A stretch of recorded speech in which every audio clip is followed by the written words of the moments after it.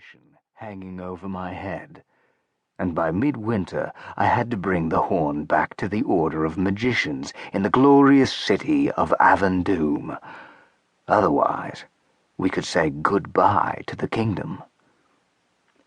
The rainbow horn, stupidly hidden by magicians of the past in the very depths of the palaces of bone, was the only thing holding back the Nameless One, who had borne a grudge against our kingdom for the last 500 years or so. And the power of the horn was weakening, and next May we could expect the sorcerer to come visiting, together with all the forces of the entire desolate lands. Naturally, nobody was exactly waiting to greet the Nameless One with open arms, and the Order of Magicians was desperate to get hold of the horn in order to drive the enemy back into the icy wilderness. So that was what we were doing in Zagrabia. We were collecting the horn, saving the world, and getting up to all sorts of other useless and foolish nonsense. Stupid?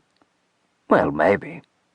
I woke up every morning with that idea in my head, but for some reason no one wanted to listen to me. Miralisa didn't, and Alistan Marcoz most certainly didn't. But it was my own fault. I accepted a commission that couldn't just be torn up, so I had to puff and pant, run and shout as I struggled to clamber out of a heap of problems. But then, the commission did have its good points, too. When the work was done, I'd get 50,000 gold pieces, and a royal pardon. It's just that I'd never heard of dead men being in any need of money or a pardon. What corpses usually require is a deep grave and a headstone. Why would I say all this? Because everything that happened to our group on the way from Avendoom to Zagrabia was a mere afternoon stroll in the park. But in Zagrabia, and especially in Hrad Spein, things were going to get really tough. I didn't have any illusions, well, maybe just the tiniest little one, about the success of our mission.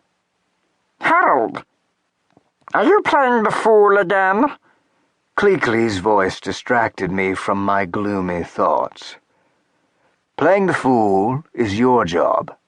I'm a thief, not a royal jester, I told the little swine morosely. That's your bad luck. If you were a jester, you wouldn't have got caught out with this commission from the king. You'd be sitting at home, swigging beer. I suddenly felt an irresistible desire to give the little green wretch a good kick. But he evidently read my thoughts and went darting after Eel, so I had to postpone my reprisal for another time. From the very moment we set foot in Zagrabia, Miralisa had set a frantic pace for the group, and at the end of the first day, I almost died. We stopped for the night in a forest clearing, and I felt like I wouldn't be able to get up next morning. If everyone else liked tramping through the forest so much, then that was their right, but I'd rather lie on the grass and take a rest. If they liked, they could take turns carrying me piggyback, because I was willing to swear by Sago that I didn't have any strength left for strolling through the woods. And the next morning really was tough. I had to force myself to get up, grit my teeth, and tramp, tramp, tramp. But by lunchtime, I'd more or less got into the rapid rhythm, and the next day, I almost stopped feeling tired. In fact, I began to suspect the elfess was adding some of her magical supplies to the cooking pot to make our daily marches easier to bear. Since we entered Zagrabia, all the fires had been lit by Agrasa, and amazingly enough, a fire lit by Miralisa's cousin gave almost no smoke. The first night, I was a little bit nervous that the flames might attract unwelcome attention, but the cautious elf didn't seem too worried, and that meant there was no point in me getting agitated either.